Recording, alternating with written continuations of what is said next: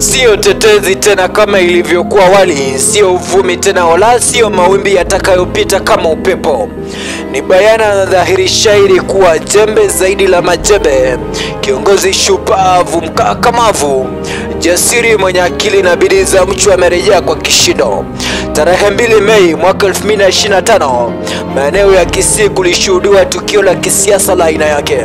Baada ya Daktari Fred Matiang'i kurejea kwa kishindo katika medani ya siasa, akiwa ameandamana na magavana Simba Arati na Amos Nyaribo pamoja na maseneta Onyonga na Omogeni, Matiang'i alipokelewa kwa shangwe na maelfu ya wananchi waliofurika mitaani.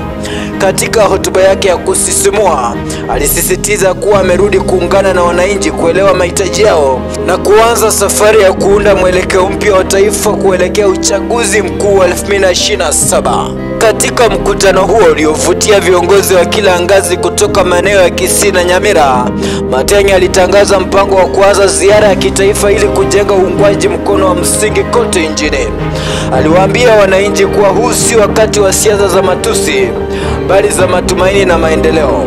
Kwa kauli moja, watu wa Gusii walimkaribisha kama mwana wao wa pekee, ishara kuwa huenda Gusii ikawa kitovu cha mageuzi ya kisiasa nchini ifikapo mwaka 2027.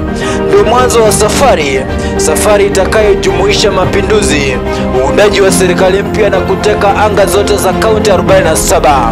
Na ili Daktari Fred Matiang'i afaulu katika kinyang'anyiro cha urais mwaka 2027, itamlazimu kukwea mlima kwa kuunganisha viongozi wote wa upinzani.